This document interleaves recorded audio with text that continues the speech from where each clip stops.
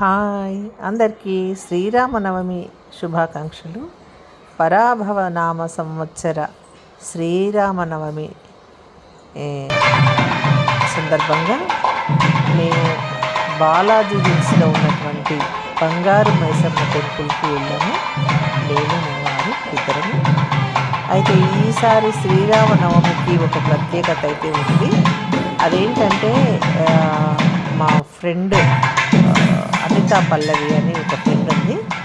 ఆమె వాళ్ళ ఫ్రెండ్ వందన గారని ఆవిడ ఏంటంటే బియ్యపు గింజల పైన శ్రీరామ అని రాసి తను అన్ని గుడులలో పంపిస్తుందంట. అంటే మాలాంటి వాళ్ళందరి చేత స్వామివారికి తలంబ్రాల రూపకంగా అందేలా తను అందిస్తున్నారు. అయితే ఆ అదృష్ట భాగ్యం ఈ సంవత్సరం నాకు కూడా కలిగింది అనితా పల్లవి ద్వారా. Thank you so much Anitha గారు. అలాగే వందన గారు థ్యాంక్ యూ సో మచ్ అండి. అసలు అదొక అనిర్వచనీయమైనటువంటి అనుభూతి అండి ఇది నాకు. ఎందుకంటే ఎంత బాగా రాశారండి, ఎంత బాగుంది, అసలు ఎంత చక్కగా రాశారు. నేను వాటిని అందుకొని పోస్టల్ ద్వారా వచ్చాయి నాకు. అవి పోస్టల్ ద్వారా నేను అందుకున్న తర్వాత చక్కగా వీటిని నేను దేవుడి గదిలో పూజకు పెట్టుకున్నాను. అంటే దేవుడి గదిలో పెట్టి ఈరోజు శ్రీరామనవమి రోజు చక్కగా వాటికి ఆవు నెయ్యి, పసుపు, మన టెర్రస్ పైనటువంటి పండించినటువంటి పసుపును నేను కలుపుకొని చక్కగా పక్కన ఉంచేసి ప్రతి సంవత్సరం నేను శ్రీరామనవమికి మన ఇంటి నుండి ఒడి బియ్యం తీసుకెళ్తాను. దానికోసం కూడా ఒడి బియ్యము అన్నీ తయారు చేసుకుని ఒక తాంబూలంలో నేను బియ్యం పోసుకొని ఆ పైన తమలపాకులు, నా టెర్రస్ పైన వచ్చినటువంటి పువ్వులు, కలువ పువ్వులు, మందారాలు, సంపెంగ పువ్వు, ఇలా తులసి దళాలతో అలంకరించుకొని మధ్యలో ఒక కొబ్బరి ముక్కలో నేను ఈ వందన గారు రాసినటువంటి శ్రీరామ అనేటువంటి అక్షతలు ఒక కొబ్బరి చిప్ప నిండాయి. చక్కగా అలంకరించుకొని ఇంకా నేను టెంపుల్కి బయలుదేరాను. ఇంట్లో పూజ చేసుకొని వడపప్పు, పానకం నివేదన చేసి కొబ్బరికాయ కొట్టుకొని పూజ అంతా కావించి ఇంకా నేను 11:30 టైంలో బంగారు మైసమ్మ టెంపుల్కి వెళ్ళాను. అయితే వేరే గుడులకు వెళ్ళొచ్చు. మనకు దగ్గర కరిగిరి వెంకటేశ్వర స్వామి టెంపుల్ అయితే ఉంది.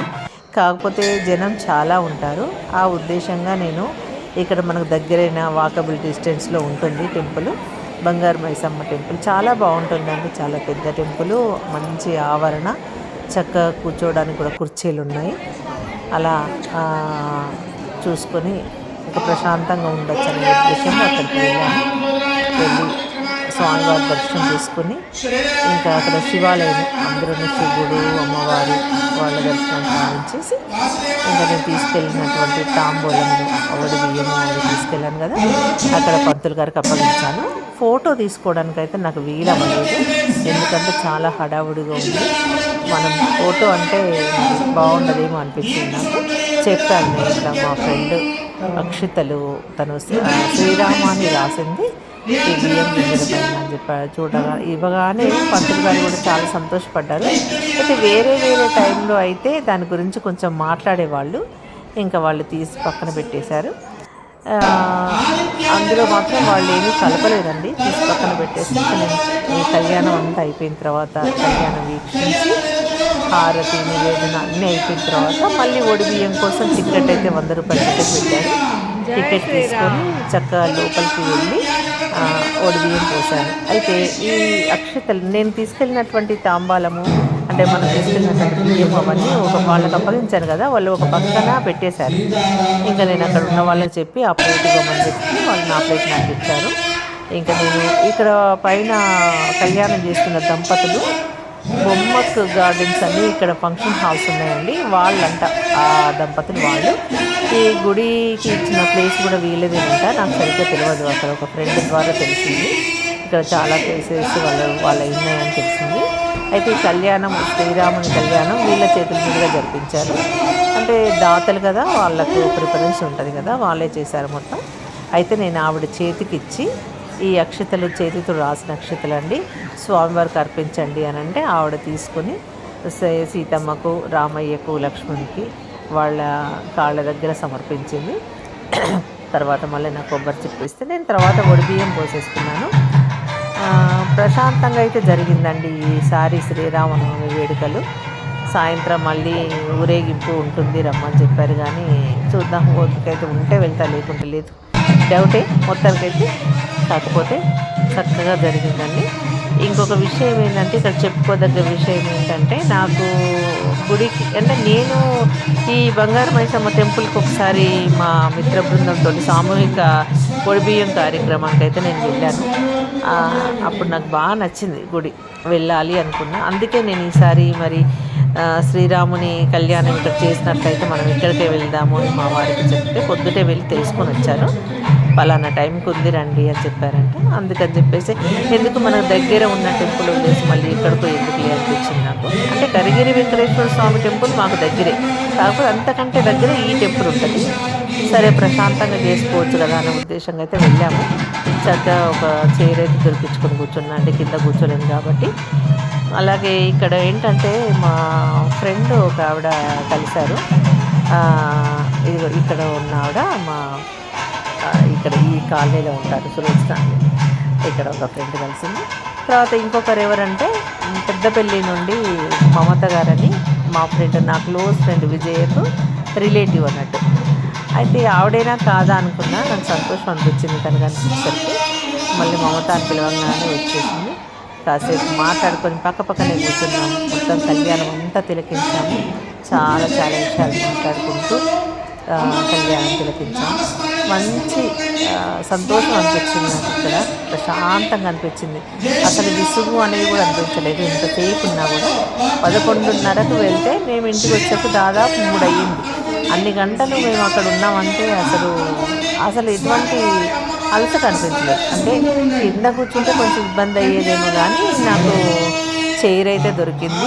చైర్ వేసుకొని కూర్చుంది. అంటే పొద్దుటే వెళ్ళాను కదా, 11-11:30 టైంలో వెళ్ళాను కాబట్టి అప్పుడు కొంచెం ప్రశాంతంగా, ఎక్కువ జనం అయితే లేదు. తర్వాత వచ్చారు, చాలామంది అయ్యారు తర్వాత. అయినా కూడా పెద్ద ఒత్తిడి అంటే ఏం లేదు. అందరికీ భోజనాలు అవి కూడా ఉన్నాయి. తినేవాళ్ళు తింటున్నారు, నేను తినలేదు. ఇన్సులిన్ కదా, ఇంజక్షన్ వేసుకోవాలి, అందుకని ఇంటికి వచ్చేసాను.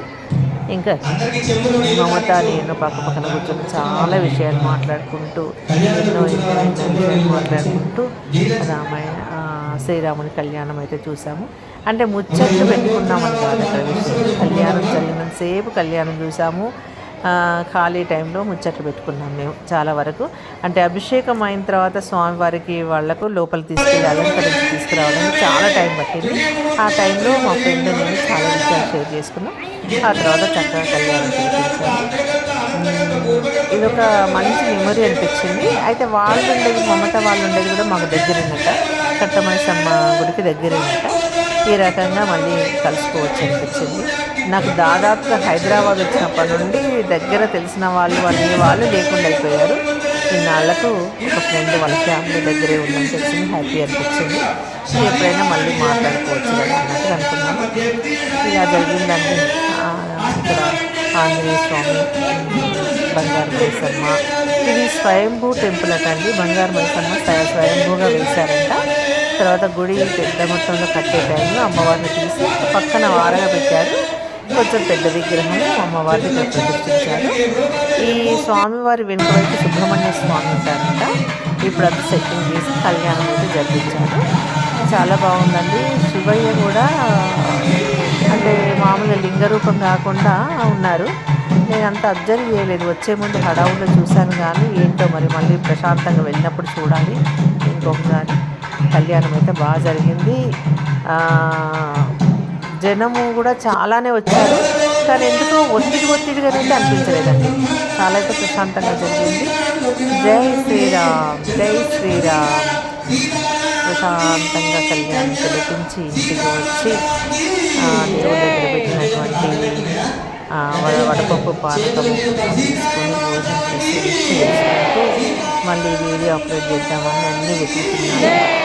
ఇదిగోండి కళ్యాణద మంగళసూత్రం జీలకర్ర బెల్లం బాగా దగ్గరుండి చూసినంత ప్రశాంతంగా అయితే చూసుకున్నాను. అంటే నేను ముందుకే కూర్చున్నాను కాబట్టి నాకు చాలా దగ్గరగానే చూసే అవకాశం కలిగింది.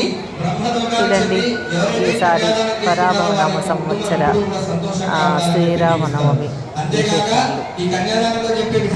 ఈ వీడియో ప్రశాంతంగా చూసి సబ్స్క్రైబ్ చేయడం వాళ్ళతో చేయండి, లైక్ చేయండి, కామెంట్ పెట్టండి. అందరికీ శ్రీరామనవమి శుభాకాంక్షలు. బాయ్.